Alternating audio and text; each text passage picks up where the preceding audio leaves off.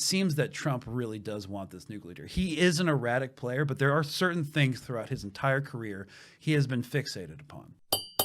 It's almost as if there's a redrawing of the map of the Middle East that's been planned and prepared and is now being executed. But of course, I wouldn't want to speculate that there'd been any behind the scenes planning on that one. But with the war in Gaza, the blockade in Yemen, rising tensions between Iran and Israel, based on your experience and analysis, how close are we to an escalation and what in fact could de-escalate this if it is actually escalating? So, it's interesting that it came through CNN. CNN is a mechanism for controlled leaks from the U.S. intelligence community. So what this generally signals, again, supposition, informed supposition, that certain people within the apparatus didn't want an Israeli strike. So one of the reasons you would leak something is in order to create a public backlash in order to forestall it. Because the U.S. at this time doesn't want Israel striking Iranian targets, mostly because it wouldn't accomplish anything and it could drag the United States into a direct confrontation. So basically why this is interpreted by a lot of people, and I was up late talking to some folks last night about this, is Israel doesn't even have the capacity to really do bombing sorties into Iran. They have to get refueled on the way back over Iraqi airspace.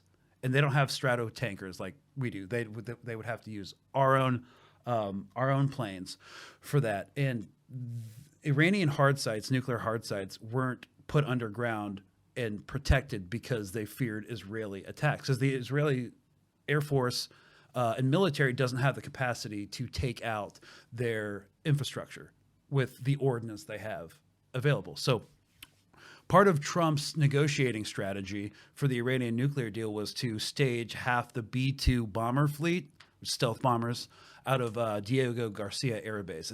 It was this tiny little air base on an island in the Indian Ocean, and it's within striking distance of Iran. So the B-1 bombers, excuse me, have the capacity to carry the 30,000-pound massive ordnance penetrators, which people, I guess, colloquially call MOABs, mother of all bombs, but that's not what they're. Yeah. So they were developed originally in the Afghan war to collapse the Taliban tunnels in Tora Bora. So that's what they're thinking that they could hit nuclear hard sites with in Iran. Of course, Israel doesn't have that capacity. They would have to draw us in to do that. And it seems that Trump really does want this nuclear deal. He is an erratic player, but there are certain things throughout his entire career he has been fixated upon. And that is a Nobel Peace Prize. The Nobel Peace Prize. Yeah. He is so pissed that Obama got one. And because Trump was one of the original birther conspiracy theorists that really spread like he wasn't even born in America. Right. And that exacerbates his ego about it. That irks him that Obama got it basically for nothing while also being a neoliberal warlord at the time. But he has said it multiple times. Even Scott Bessent, Elise Stefanik, like really senior members of his cabinet have also repeated this on international press that like he deserves a Nobel Peace Prize. He wants a Nobel Peace Prize. He would probably get one for securing a ceasefire with Russia and Ukraine. That doesn't seem like it's going to happen. So it definitely does seem like he's one of his motivations for pushing through an Iranian nuclear deal, which looks increasingly like Obama's JCPOA, right, which he trashed when he came into office. Let's not tell anyone that it's basically the Obama-Iran deal. Yeah, so he wants that.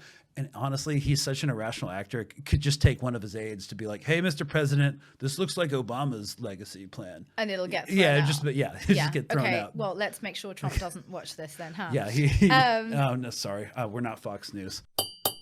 Thanks for watching The Tea. Please remember to like and subscribe. And if you've made it this far, why not keep going and check out this episode?